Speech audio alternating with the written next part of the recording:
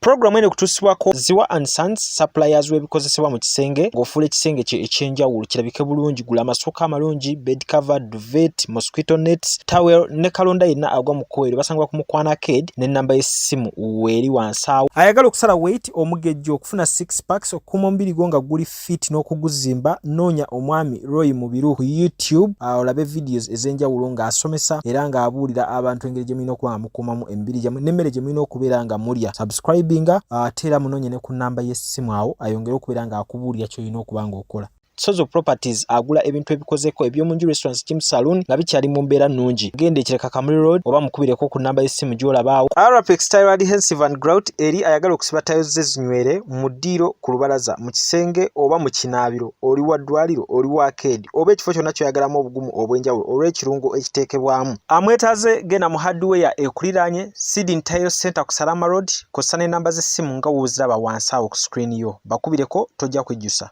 Mariam Massa mukyala muyimbi mukyala muzadde afaayo nnyo eri abaana alina music mulungi ate abuulirira. Genda ku YouTube channel ye Mariam Massa obeere nga tofuna obuyimba bwe obw'enjawulo n'obubaka obubulimu.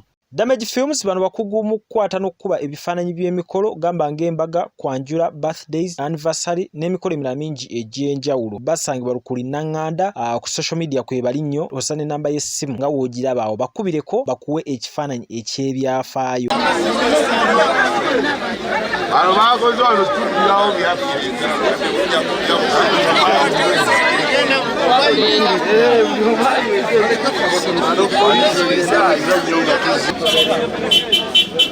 Can you please explain?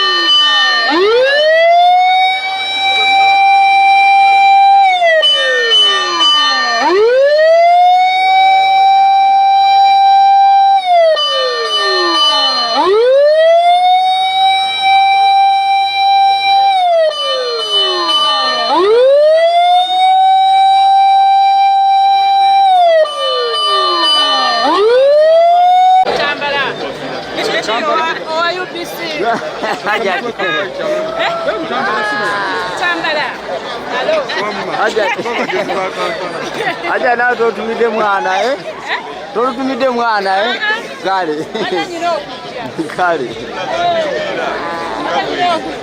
abachala n'abasajja ba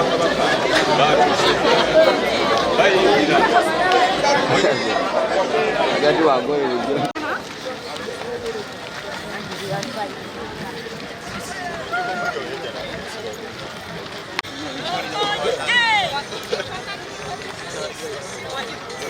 Kabaka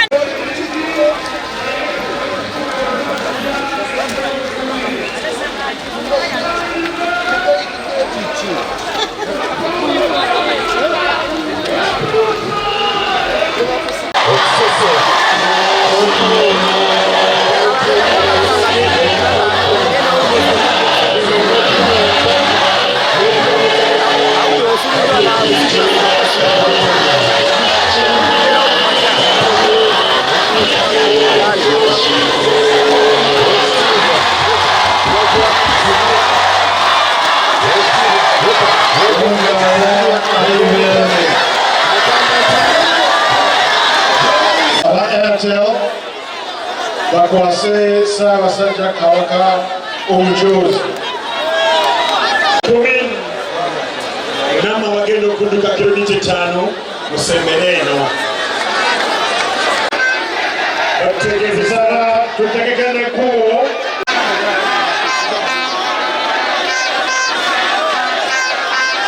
tusaba tukole ekkubo omutaano bagenda okuyita.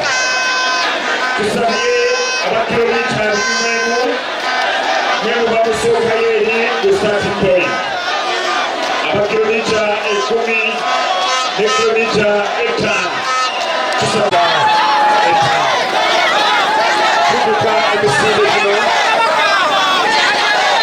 ekiruubirirwa ekyokulabanga biga 3 obadde bwamuteekaamatewa okusosola n'okuloola abantu abalina akawuka ka mukenenya tusaana okubayamba n'okubabugamba batuukirize ebirooto byabwe.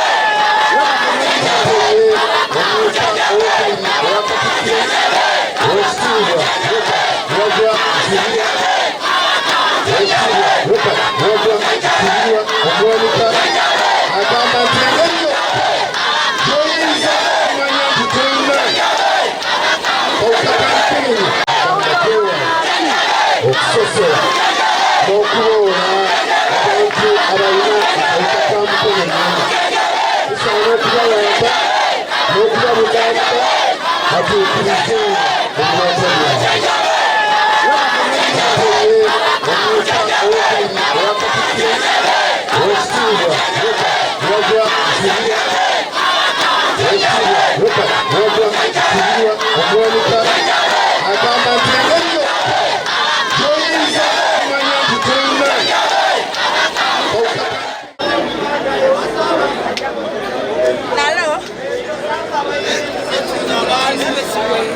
Amanya gange nze Nsuuga Mustafa nkola ne Alihira Holdings era ndowooza abantu abazze batukubira bagenda olaba nga yenze yennyini bwe balaba mu video ate nze gwe balabye ku site yaabwe. Biodigester kirabise nti kati abantu batandise okukkiriza nti gwe mulembe oguliko. Kituufu. Kuba okusookera ddala Omunnayuganda yali amanyi nti yaabo bokka abayina enzije enfunda kwa tuze twogerako nga ddalabira ddala ennyumba eri wano naye nga tetulina kabuyonjo we tugiteeka.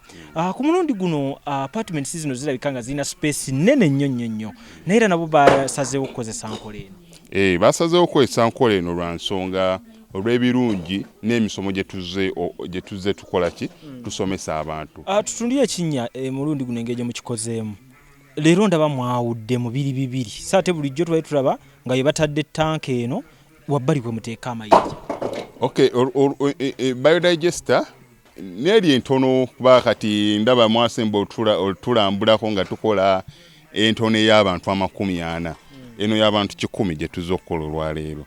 So ekigikozesa nti nno oluusi twawudde lwa nsonga bantu 100 kitegeeza amazzi mangi. Oluusi kyovola abantu omuntu oli ankubira ne mugamba ogenda giteeka kuki ku nyumba y'amaka, apartments, muzikiti, ekereziya.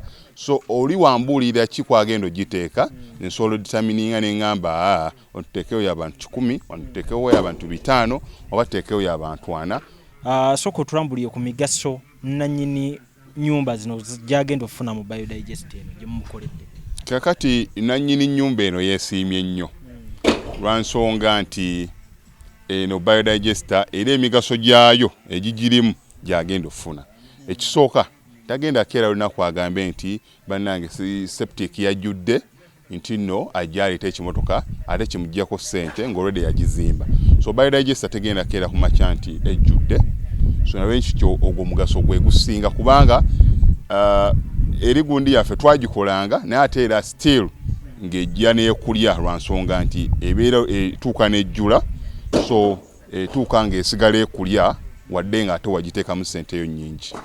Ekyokulala nti beauty ye egenda vaayo eya compound nti nno pavers zigenda kuva eri engulu yonna gye mulengera paka eno amazzi era gagenda draininga gano ag'enkuba nga gagenda mu kaala akali ebbali awo nti nno beauty y'olujja egenda vaayo bulungi nnyo. Newe manjagala simbawo muddo kisoboka. Aha. N'oba oyagala simbawo muddo ogwo. Kubanga kati singa owa kamera waffe akulaga nti nno system ogira nti eri wansi fuuti 2. Fuuti 2. Kweno level kwe tuyimiridde. Aha, wansi fuuti nga 2. So omuddo kakube guyina emirandira gitya guba gujja mmera. Yes. Bannange tetukolera bagagga bokka. Ate era tetukolera tetusijja bayita baavu. Omuntu wa wansi omufuna mpola. Fenna gye tuggwa. Nange ndi mufuna mpola. So sikolera bantu sina kika kye ngamba mbuno nkolera baneeno. Wabula buli omu era buli omu nga bwozze bwe tukola ki bwe tukwata. Kati Alihira Holdings Uganda Limited tusangibwa Kamoocha, Prince Charles Drive, Plot 45. Kamoocha we wali offices zaffe. Tuyina namba z'amasimu esooka ya Airtel 07017 66992 neya MTN 0789 224230. Abasinga batumanyira mu biodigester kuba bwe tuvudde nnyo mu kamera naye nga baklanti baffe abapya n'abakadde bagenze bakitegeera nti no ne general construction yenna mwetuli.